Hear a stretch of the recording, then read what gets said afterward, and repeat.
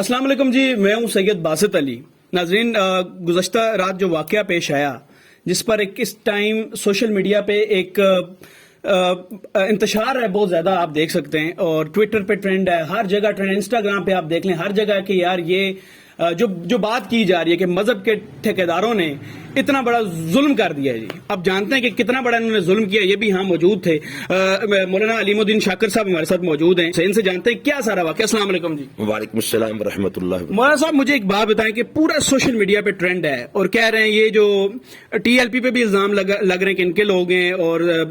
उलमाए कराम पे भी लग रहे हैं कि किसी भी चीज, कोई भी ऐसी चीज होती है तो ये कत्ल करना इस्लाम के नाम पे इंतहाई आसान काम है। वहां लोग छुरियां लेके आ गए, 300 से ज्यादा लोग थे। तो आप क्या समझते हैं, ये क्या वाकया हुआ है? बिस्मिल्लाहिर्रहमानिर्रहीम। ये सोशल मीडिया पर जो सिस्टम चल रहा है, सिलसिला चल रहा है, कोई भी शायद वहां पर मौजूद ना हो। हम तो वहां पर मौजूद थे जब वहां पर लोग इकट्ठे हुए, मुझे इतला मिली, मैं फौरी तौर पर वहां पर पहुंचा हूं, हुजूम को कंट्रोल किया, मुस्तैल अफराद को मैंने वहां से बाहर निकाला और पीछे धकेला, और उसके बाद पुलिस के साथ हम वहां पर उस खतून के पास उसकी हिफाजत के लिए हम खड़े रहे हैं। सैकड़ों लोग वहां पर मौजूद हैं। ये ऐसे लोग कहते हैं कि मजहबी ठेकेदारों ने, कि मजहबी ठेकेदारों ने तो खतून को बचाया है। हमें इस बात पर फख्र है कि अल्लाह तबारक व तआला ने हमारे जरिए उस बेकसूर की हिफाजत फरमाई है, और हमारे जरिए से अल्लाह तबारक व तआला ने हमारे दीन इस्लाम की इज्जत को रखा है, मुल्क पाकिस्तान की इज्जत को रखा है। मैं वहां पर मौजूद था, पुलिस वहां पर मौजूद थी। हम उनको पुलिस के साथ मैंने खुद राह हमवार करके रास्ता बनाकर,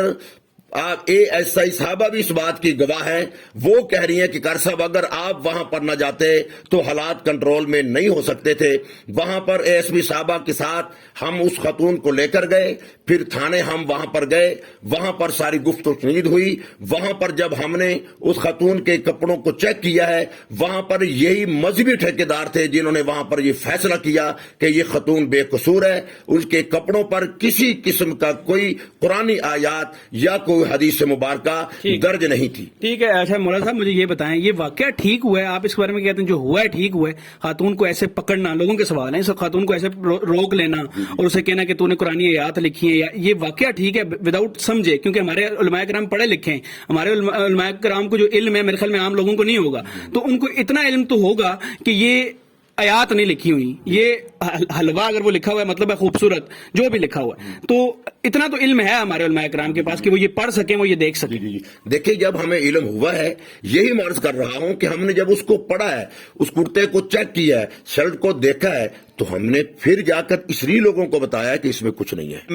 मैंने आपको अर्ज किया है कि जब मैं खुद वहां पर पहुंचा हूं, मैंने खुद लोगों को मुस्तैल होने से बचाया है, उनको पीछे धकेला है। हमारा किरदार उलमा का सिर्फ और सिर्फ ये है कि हमने उसको बाइज्जत तरीके से थाने पहुंचाया, और एसपी साहब की मौजूदगी में हमने वहां पर खुद ऐलान किया है कि भाई ये औरत का कोई कसूर नहीं है। मुझे ये बताएं, वो खातून अब ये लिबास पहन सकती है आइंदा फ्यूचर में? आप क्या कहते हैं? जी, मेरा ख्याल ये है कि जहां पर किसी को शक पड़ती हो किसी चीज को देखकर, वो एहतियात कर लेनी चाहिए। तो क्या होगा? और आप क्योंकि आपका भी एक नाम है, आपने ये बयान दे दिया, क्योंकि आप एक इस पे फतवा भी दे सकते हैं, इस तरह की बात भी कर सकते हैं कि यार वो पहन सकते हैं, क्योंकि आपको लोग जानते हैं, आपके थ्रू आपके फॉलोअर्स देखने वाले हैं, आप उनको क्या कहेंगे? मैं सिर्फ यही अर्ज करूंगा कि वो जो लिबास, उस पे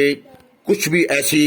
मुकद्दस आयात या कोई किसी किस्म का ऐसा जुमला, लफ्ज, हर्फ कोई ऐसा नहीं था, वो पहन सकती है, कोई हर्ज नहीं है। हमें चाहिए कि हम अपने जज्बात को कंट्रोल में रखें। कोई भी मसला ऐसा होता है, फौरी तौर पर अपने मकामी उलमाए कराम से राब्ता में। थोड़ा मुझे ये बता दें कि एक तरफ टिकटॉक लाइव चल रहा हुआ है, पाकिस्तान की खवातीन बेहयाई फैला रही हैं, गंदी गंदी गुफ्तगू चल रही है, उस पर ये इतना ट्रेंड नहीं चलाएंगे। जब